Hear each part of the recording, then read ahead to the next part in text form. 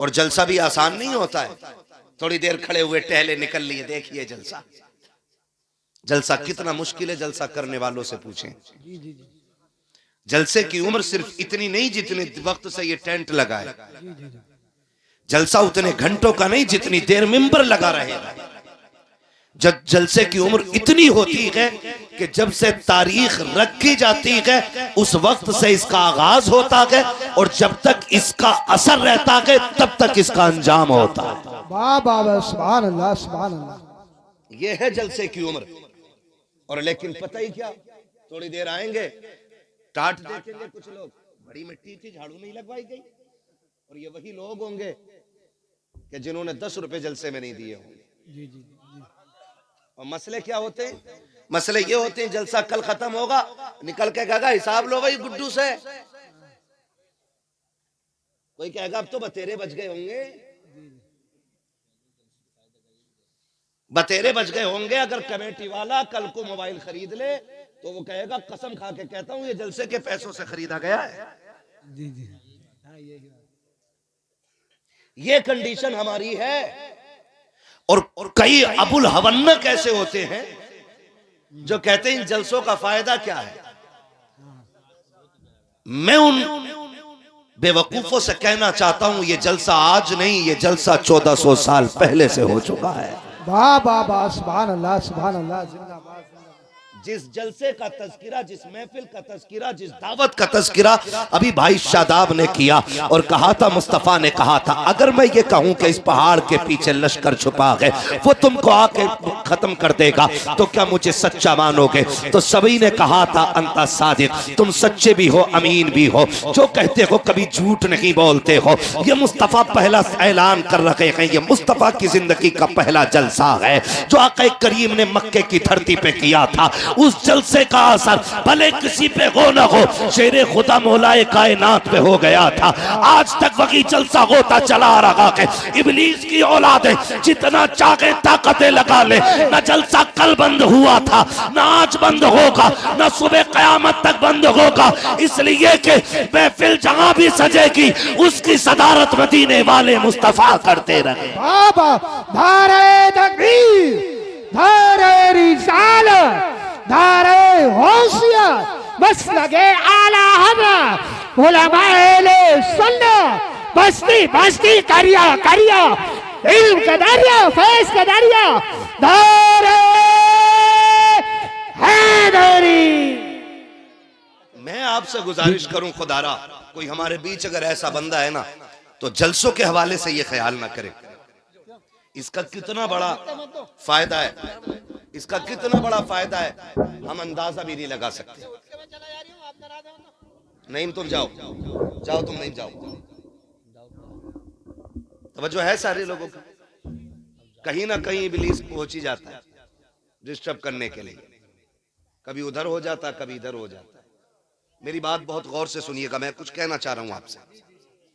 इतने फायदे, मैं सच बताऊं, जिन इलाकों में जलसे नहीं होते उन इलाके के लोगों को सही से कलमा तक याद नहीं। जी बेशक। मैं एक गांव में गया था बिहार के, उन लोगों ने बताया, यूसुफ भाई उन्होंने बताया कि जब से मुल्क आजाद हुआ है आज तक कोई जलसा नहीं हुआ था हमारे गांव में। तो मैंने कहा क्यों? कहा जवानों की कोई सुनता नहीं, अगर जवान कदम भी उठा लें तो बड़े बूढ़े उन्हें थपथपा देते हैं। मैं पहुंचा, मैंने कहा फिर मुझे क्यों बुलाया, आज जलसा कैसे? कहा तुम्हें सुनते सुनते लोगों के दिल में आया कि एक बार इसे सामने से सुनना चाहिए। वाह सुभान अल्लाह। मैंने कहा अच्छा, मेरी आदत है, मैं कभी कभी जब नए इलाकों में जाता हूं तो पूछता हूं भाई कमियां क्या क्या है। उन लोगों ने क्या बताया सुने कान खोल के। उन्होंने कहा कि हमारे गांव में आज भी होली दिवाली पे मुस्लिम औरतें पीपल पे जाके पूड़ी चढ़ाती हैं। माज़अल्लाह। लोग पूछते हैं जलसों में क्या, जलसों में क्या? सुने और कान खोल के सुने। सरकारे बगदाद, सरकारे गौसे पाक, कौन गौसे पाक? जो कुंभे इज़्निल्लाह के मुर्दों को जिंदा कर देते हैं। सुभान अल्लाह। बेटे किसके हैं? शेरे खुदा के, खातून जन्नत के लगते जिगर हैं। आप सोए ख्वाब में हुजूर तशरीफ लाए, फरमाया अब्दुल कादिर जी नाना का दर्स देते हो, तकरीर नहीं करते? हुजूर मुझे तकरीर नहीं आती। फरमाया ज़बान खोलो।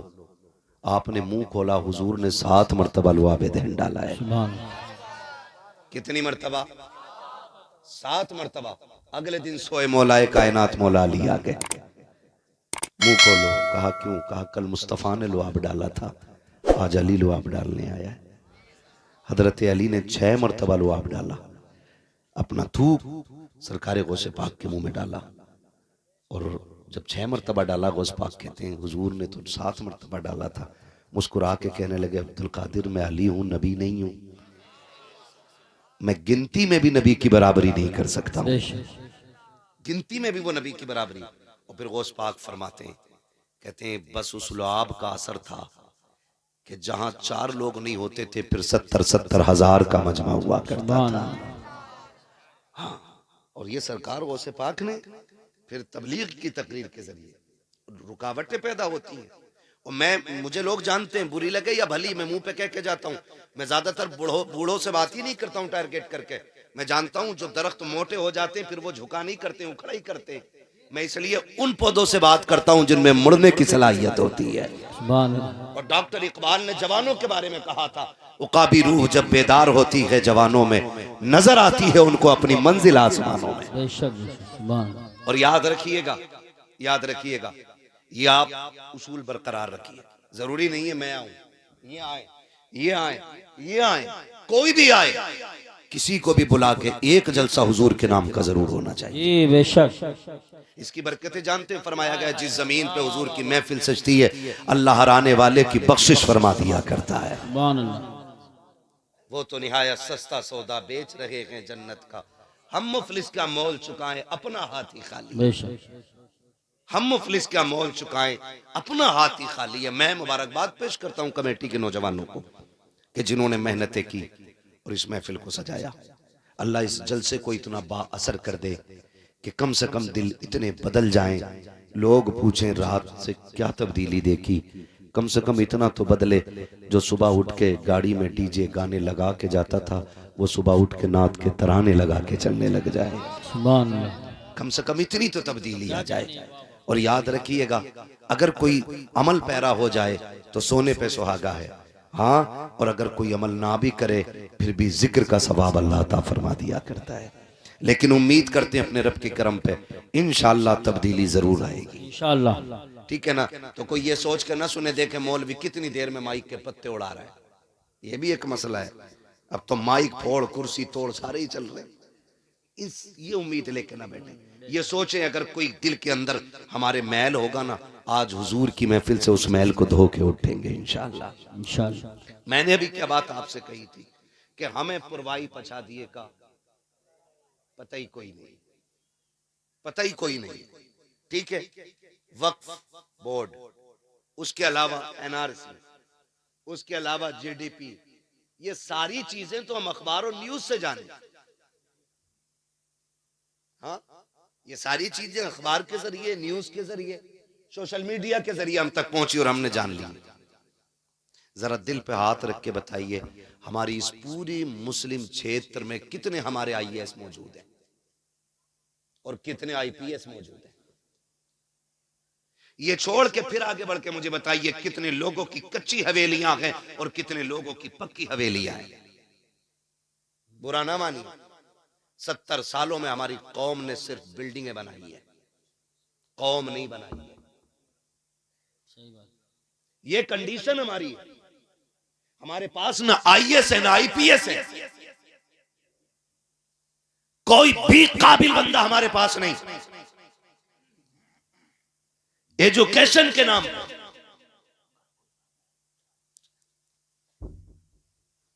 एजुकेशन के मामले में हम सबसे पीछे। आज फख्र करता है, देखो ना, तो मैंने 4 मंजिल बनाई है, कदम रख दो दुआ कर दो। अबे 4 तो बनी गई, अब क्या रह गया? दुआ कर दो। 4 मंजिल में दुआ कराने नहीं, खाली पत्थर दिखाने ले जा रहा है कि जितना पत्थर लग रहा है ना, ये सारा मकराना का आया हुआ है। सही कह रहा हूं यूसुफ भाई?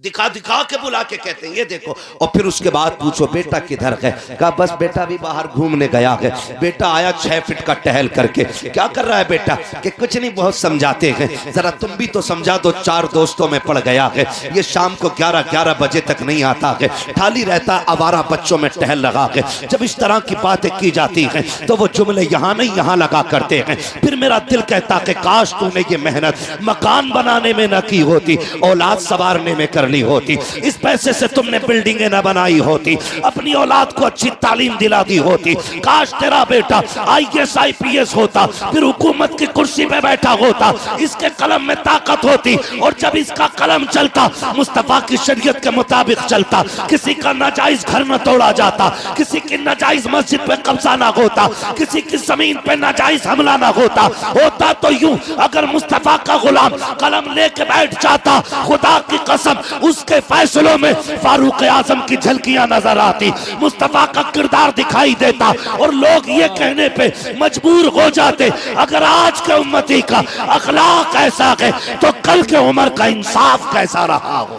सुभान अल्लाह। नारे तकबीर, नारे रिसालत, नारे गौसियत, मसलके आला हजरत, उलमाए अहले सुन्नत। सुभान अल्लाह, सुभान। नौजवानों पढ़ने पे ध्यान दो। पबजी कितने लोग जानते हैं? पबजी है, सभी को पता है ना, है? एक भी बचा हुआ, मेरे भाई ने बताया, एक भी बचा हुआ नहीं होगा। अच्छा, वो 10 सहाबा के नाम कितने लोगों को पता है जिनको हुजूर ने दुनिया में जन्नत में जाने की बशारत दी थी? वो एक भी नहीं होगा। ये कंडीशन है हमारी, वो फितरत है। एक ही चीज को बार बार रिपीट करो ना तो वो याद हो जाती है, याद हो जाती है। तो क्यों ना हम रोज सुबह को कम से कम कुरान की 10 छोटी छोटी सूरतें अपने मोबाइल से सुना करें, रोज सुनते सुनते, ताकि तलफ्फुज के साथ हमें वो अच्छे से याद भी हो जाए। लेकिन हम इन कामों पे ध्यान नहीं देते। नौजवानों, अपनी रविश को बदलो। डॉक्टर इकबाल ने कहा था, न संभलोगे तो मिट जाओगे हिंदी मुसलमानों। तुम्हारी दास्तां तक भी ना होगी दास्तानों में, और इस धोखे में कतई मत रहना कि तुम्हें जिंदा रखा जाएगा। धोखे में मत रहना कि तुम मुसलमान हो तो तुम जिंदा रहोगे। अल्लाह बड़ा बेनियाज है। अगर उसके दीन की कदर न की तो वो तुम्हें मिटा करके तुमसे अच्छों को तुम्हारी जगह पे ला के रख देगा। ये याद रखिएगा। अगर रविश नहीं बदली तो मूली गाजर की तरह कट जाओगे, कोई बचाने वाला नहीं होगा।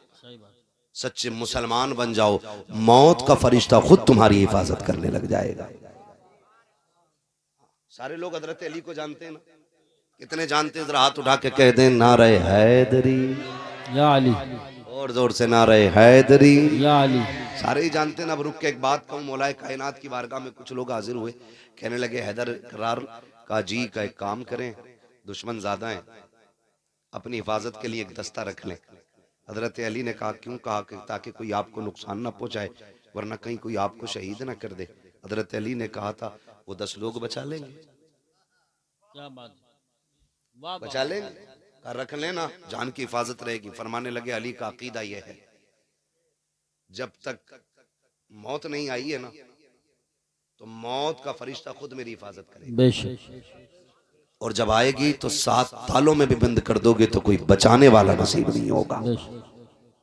ये याद रखिएगा। जब हमारे ये अकीदे हैं, हम मौलाए कायनात के मानने वाले लोग हैं, आपसे मैं इतनी गुजारिश करूंगा, अपनी रविश बदलें, तरीके बदलें, उसूल बदलें, और हुजूर के सच्चे गुलाम बनने की कोशिश करें।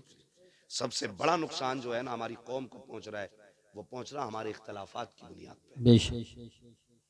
हमारे इख्तलाफात, हमारे झगड़ों की बुनियाद पे पहुंच रहा है, और इसकी सबसे बड़ी वजह है दिलों में जगह ना होना। दिलों का मैल, दिलों में हसद, बुग़्ज़, कीना, ये एक दूसरे से झगड़े की वजह है। जब तक दिल साफ होकर के हुजूर के इश्क का मदीना नहीं बनेगा ना, उस वक्त तक कुछ नहीं हो सकता है। बेशक। गलती हमारी भी रही है यूसुफ भाई, जिसने उठ के पैसे दे दिए, हमने कह दिया जिसे जन्नती देख रहा है इसे देख ले। ऐसा लगा जैसे जन्नत का टिकट हमारे ही पास था। सही बात है, गलत। हमने माहौल बिगाड़ के रख दिया, हमने लोगों के जहन खराब किए, झूठी तारीफें कर करके। एक किस्म की दलालियां की लोगों ने मिंबर पे बैठ के। जैसा भी रिश्वत का पैसा था कहा जन्नती है, सूद का पैसा था जन्नती है। जन्नत इतनी सस्ती नहीं है जितनी समझ रखी है। जन्नत इतनी सस्ती होती तो करबला में 72 शहीद ना होते। ये भी याद रखिएगा, ये बता के जा रहा हूं। मैंने पहले ही कहा था कि एक बात मेरी कड़वी रहेगी, लेकिन याद रखना दवा जितनी ज्यादा कड़वी होती है फायदा उतना ज्यादा किया करती है। और डॉक्टर कभी मरीज से पूछ के नहीं देता है गोली मीठी खानी है कि फीकी खानी है, वो मर्ज देख के देता है। अगर उस मर्ज का इलाज कड़वी गोली में है ना तो फिर वो कड़वी खानी पड़ेगी। और याद रखना जो गोलियां कड़वी नहीं खा पाते ना फिर उनके इंजेक्शन लगा करते। अब बताओ तकलीफ गोली से ज्यादा है कि इंजेक्शन से? हाँ बेटे समझदार है मसला मेरे भाई, इसलिए मेरी थोड़ी सी कड़वी बातें बर्दाश्त कर लें। खुदा आपको सलामत रखे। ये जो नफरतें हैं ना ये खत्म करें। आज गांव गांव पार्टी बंदी आ गए, आज गांव गांव में मोहल्ले मोहल्ले के अंदर आज बंटवारे हो गए हैं। भाई ने भाई के बीच दीवार खड़ी कर रखी है। बताओ जब अपने अपनों के खिलाफ मुकदमे करेंगे तो गैरों को मौका क्यों नहीं मिलेगा? जाओ कोर्ट कचहरी जा करके देखो तो सही, सबसे ज्यादा झगड़े करने वाले भी हम हैं, मुकदमे करने वाले भी हम हैं, तारीख भी हमारी सबसे ज्यादा है, जेलों के अंदर हम सबसे ज्यादा हैं। इमरजेंसी वार्ड में हॉस्पिटल चले जाओ, जितनों के सर फटे मिलते हैं, जाके पूछो कैसे फट गया।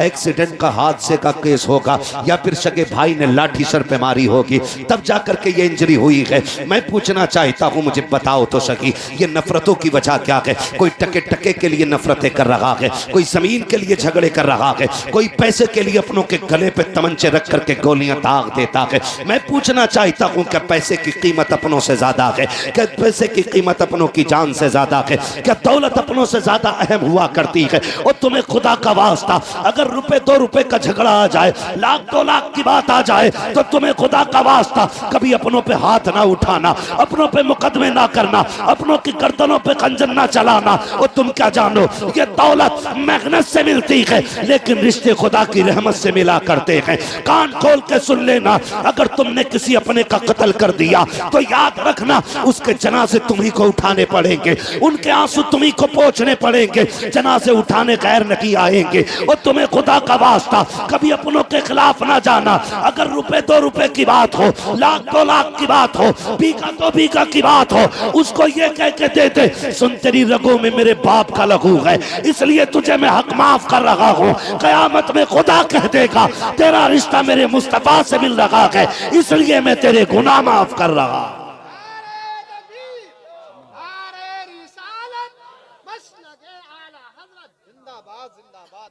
भाई क्यों लड़ रहे? कब तक? हालात ये हैं। मस्जिद में भी बैठा है ना तो करवट में देख ले कोई है तो ना। ये मस्जिदों के हालात है। हाँ हजरत उठ के चला जा, अगर सगा भाई नाराज है और आके बैठ जाए ना, गैरत नहीं आती है।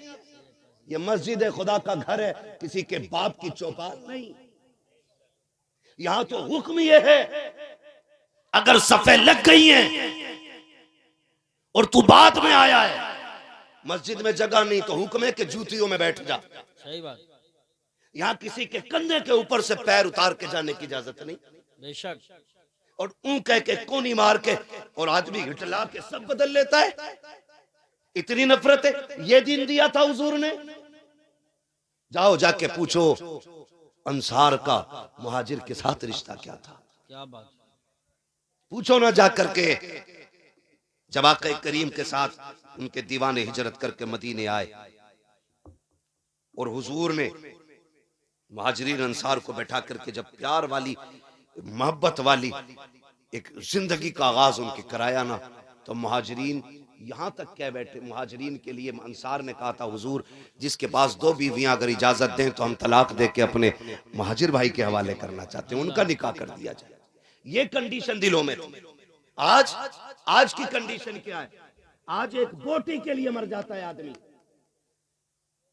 एक बोटी के लिए, ठंडी गर्म रोटी के लिए आज गोलियां चल जाती हैं। अब गौस का दामन नहीं छोड़ेंगे, इससे बड़ा झूठ कोई हो ही नहीं सकता है।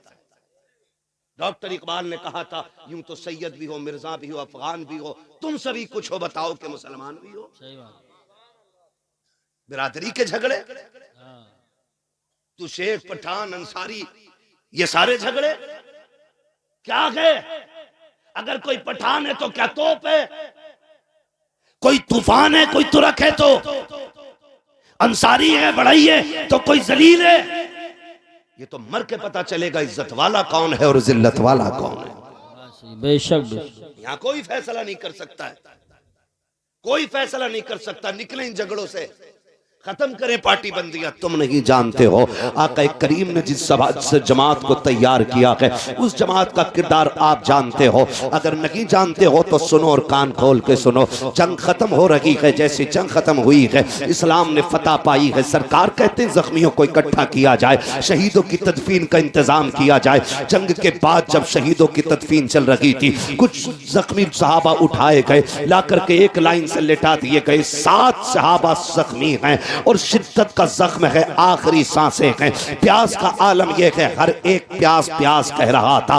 तलाश किया गया, किसी खेमे से एक पानी का प्याला मिला है। मुस्तफा जाने रहमत की बारगाह में प्याला पहुंचा। सरकार ये एक प्याला पानी है। अब जरा देखो तो सही आका की गुलामों के साथ कैसा रिश्ता है, कैसा मुस्तफा ने ताल्लुक बरकरार किया है। वो प्याला जब मुस्तफा की बारगाह में जाता है, आका करीम कहते हैं जाओ उन जख्मियों को जाके पिला दो जो जख्मी पड़े हैं, पानी मांग रहे हैं। अब जरा सुनना प्यारे दिल, थाम करके एक प्याला पानी है। 7 जख्मी लेटे हुए हैं लाइन से। जैसी वो प्याला पहले जख्मी के पास पहुंचा है, उसने देखा करवट वाले को, अपने गले की तरफ ध्यान दिया, कहा मेरा गला सलामत है, मेरे तो जिगर में जख्म है, मेरे बगल वाले का गले में जख्म है, लगता है मुझसे ज्यादा पानी का यह हकदार है, मेरी खैर है ये पानी मेरे भाई को दे दिया जाए। जब पानी दूसरे के पास पहुंचा है, उसने अपने करवट वाले को देखा, उसकी अलतश की सदा सुनी, उसने कहा मेरी तो खैर है, ये पानी मेरे भाई को दे दिया जाए। तारीख में लिखा हुआ है 7 जख्मियों तक पानी पहुंचा, लेकिन अपने भाई की फिक्र में एक जख्मी ने पानी नहीं पिया था। आखिर वाले पे जब प्याला गया, उसने 7 को देखा, सबने पानी नहीं पिया। उसने कहा जाओ ये प्याला मेरे नबी की बारगाह में पेश कर दिया जाए। अल्लाह अकबर। प्याला फिर मुस्तफा की बारगाह में आया है। अब आका करीम तशरीफ लाए हैं, कहा चलो हम पिलवाते हैं। आकर के देखा है 7 शहीद हो गए थे, लेकिन एक ने भी पानी का प्याला नहीं लिया था। खुदा की कसम वो पानी छोड़ के शहीद हो गए थे। हम पानी छीनने में मारे जा रहे हैं, हम जमीन छीनने में मारे जा रहे हैं, हम रोटी के लिए मारे जा रहे हैं, हम जमीन के लिए मारे जा रहे हैं। याद रखिएगा तरक्की वही करेगा जो निज़ाम मुस्तफा को सीने से लगा के रखेगा। कामयाब वही होगा जो मुस्तफा के किरदार को सीने से लगाएगा। डॉक्टर इकबाल ने कहा था कि मोहम्मद से वफा तूने तो गम तेरे है, ये जगह चीज है क्या लोहो कलम तेरे। नारे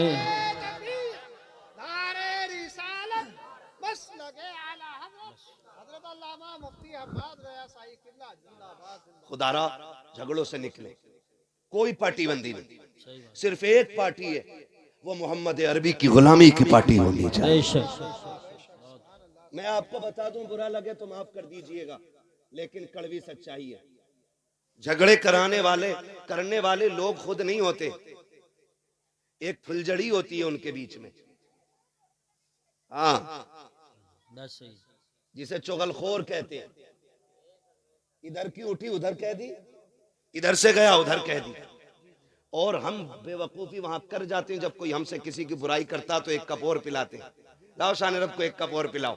इनने बड़े काम की बात बताई है, सुने। जो तुम्हारे पास आके किसी की सुना रहा है ना, वो तुम्हारी भी जाके दूसरों से बताता है। अगर कोई किसी की बुराई तुम्हारी बैठक, तुम्हारे घर, तुम्हारे दरवाजे, तुम्हारी महफिल में छेड़ दे तो कह उठ, यहां किसी दलाल की जरूरत नहीं है। नंबर 1, चुगलखोरी से घर की बरकत भी उड़ती है और फिर बंदा जहन्नमी भी होता है। लड़ने वालों से ज्यादा कुटाई लड़ाने वालों की होगी। और कुछ लोगों की सियासत इस पे होती है, पहले लड़ा दिया और फिर पंचायत कराने बैठ गए और फिर बन गए अच्छे। होशियार रहना, हम लड़ेंगे तो हुजूर के लिए और लोगों से मिलेंगे तो हुजूर के लिए। हमारी दुश्मनी का मयार भी अल्लाह और उसके रसूल की जात होनी चाहिए, और हमारी दोस्ती का मयार भी अल्लाह और उसके रसूल की जात होनी चाहिए। ये सारे नौजवानों से गुजारिश करके जा रहा हूं। और अगर लड़ गए हो ना, नाराजगी हो गई, हो जाती है, जब एक पल्लिया में कई बर्तन होते हैं तो खटकते जरूर हो गई आप, अगली बार में सलाम कर लो। हसनैन करीमैन में न किसी बात को लेकर के ना भाइयों में थोड़ी सी नाराजगी हो गई। अब सुने, नाराजगी हो गई ना तो इमाम हुसैन छोटे, इमाम हसन बोले यार, इमाम हसन बड़े उनकी उल्फत का ताज रखते हैं, हर मरज का इलाज रखते हैं। खौफ क्या हो हमें यजीदों का, हम हुसैनी मिजाज रखते हैं। सुभान अल्लाह, माशाअल्लाह। नाराजी हो गई यूसुफ भाई, जब दोनों भाइयों में नाराजी हो गई तो इमाम हुसैन ने इमाम हसन को पैगाम भेजा कि सुनो आओ और आके पहले मुझे सलाम करो। ये खबर भेज रहा है छोटा भाई बड़े भाई, आइए और आके आप मुझे सलाम कीजिए। इमाम हसन ने इतना सुना आए और जाके इमाम हुसैन से मुलाकात की, पहला सलाम किया। नाराजगी थी, बड़े भाई है। फिर इमाम हसन कहते हैं जरा एक बात बताओ ना हुसैन, तुमने, मैं बड़ा था, फिर मुझसे क्यों कहा कि मैं पहले सलाम करूं? तो आपने मुस्कुरा के कहा भैया, नाना ने फरमाया कि दो नाराज मुसलमान हो उनमें जो पहले सलाम करता है अल्लाह उसे जन्नती बना दिया करता है। सुभान अल्लाह। कहते मैं चाहता था मुझसे पहले मेरा भाई जन्नत का हकदार बने। ये रिश्ते होते, ये रिश्ते होते। और आप अगर पंचायत कर ले समझौते की, तो ये जो आग लगाने वाले होते, अरे यार हम तुम्हारी खातिर थाने तक चले गए, अब तुम बात खराब करा रहे हो, अब कलवा से आर पार की रहेगी, बुलाओ भूरा को। और किसी का नाम हो तो मैं नाम फर्जी ले रहा हूँ, जी जी, मिसाल देने के लिए, मिसाल देने के लिए। तो ये ठलुए लोग यही करते थाने तक चले गए बस, कि मैं तुम्हारे साथ नहीं गया था मुखिया, आगे बढ़ा दिया काम। आगे नहीं ऐसा बढ़ा दे कि खत्म ही नहीं होता है। वो नस्लों तक झगड़े चलते हैं, नस्लों तक झगड़े। कहते हैं यार मैं तुम्हारे साथ गया नहीं था वहां तक, अब तुम हमारी मेहनत को ऐसे पानी फेरोगे। मियां पंचायत कर ली, बताया भी नहीं। अच्छा हुआ तुझे बताया नहीं, वरना तू एक और गोला मार देता बीच में। हाँ, होती नहीं। निकलो इन चीजों से, बिल्कुल सही। अब वक्त नहीं है। अगर आपस में लड़ोगे तो तुम्हें दफन होने की जगह तक नहीं मिलेगी। बेशक, ये कड़वी सच्चाई बता रहा हूं, कड़वी सच्चाई। अगर अब भी लड़ते रहे तो दफन होने की जगह नहीं मिलने वाली है। अगर अपनी जमीन में दफन होना चाहते हो तो फिर सफों में इत्तेफाक पैदा करो, बेशक, इत्तेफाक पैदा करो सफों में, वरना फिर वही बात ना संभलोगे तो मिट जाओगे हिंदी मुसलमानों। तुम्हारी दास्तान तक भी ना होगी दास्तानों में। पैसा है हमारे पास, दौलत है, शोहरत है, सब कुछ है, अगर क्या नहीं है तो फिर सुने मुस्तफा का दिया हुआ दीन नहीं है। खाली टोपी पहनने को दीन कहते हैं हम लोग, हफ्ते में 3 दिन गोश्त खाने को इस्लाम कहते हैं हम लोग, नहीं। याद रखिएगा, नमाज दिन में 5 बार फर्ज है, लेकिन अखलाक पैगंबर हर लम्हा जिंदगी के लिए जरूरी है। बेशक, हर लम्हा जरूरी है। और दिलों में इतना मैल ठिकाना ही नहीं। अलविदा जुमा आया ना तो बेटे को भेज के कह रहा है देख क्या तेरा चचा कौन सी मस्जिद में गया है, देख के तो सही। जब पता चला कि छोटी मस्जिद में गया, अब्बा ने मुंह किया पश्चिम की तरफ से, दक्खन को चल दिया। कहा मैं उसमें जाके पढ़ूंगा। कहा क्यों? कहा जिसमें वो जाएगा मैं उसमें पैर नहीं रखूंगा। जा किस रविश पे रहे, किस तरफ जा रहे हैं हम लोग, खुदा के वास्ते मान जाइए, बाज आ जाइए, निकले अब इख्तलाफात से, अब मोहब्बतों की हवा चलाएं, एक दूसरे को प्यार भरा सलाम करें। अगर नाराज हो गया है कोई भाई तो उसे मनाने की कोशिश करें। आप कहें मेरी तो बेइज्जती हो जाएगी, मुझे बता तो सही, अगर यहाँ किसी ने किसी को थप्पड़ मार दिया, कितने लोग देख रहे हैं? ज्यादा से ज्यादा 100 लोग, 200 लोग, 500 लोग, 1000 लोग देखने वाले हैं, लेकिन कयामत के अंदर कितनी बड़ी भीड़ होगी। आदम से लेकर के पैगंबर इस्लाम तक, आखिरी उम्मती तक, हर शख्स मैदान कयामत में खड़ा होगा, सबकी निगाहों का सामना होगा। और मेरे अजीज वहां की शर्मिंदगी मुश्किल पड़ जाएगी। आज लगता है तुम्हें कि अगर हम किसी को सलाम करेंगे हम छोटे हो जाएंगे, हमारा कद घट जाएगा। जाओ, गारंटी के साथ कहता हूं, जाओ जाकर के सलाम करो। अगर बड़े हो तो छोटों को सलाम कर लो, छोटे हो तो बड़े को सलाम कर लो। रह गई इज्जत की बात, मौला अली फरमाते हैं जो खुदा के लिए किसी के आगे झुकेगा, अगर उसकी इज्जत कम हो जाए, कयामत में अली का गिरबान पकड़ के दिखाएगा। सुभान अल्लाह, माशाअल्लाह।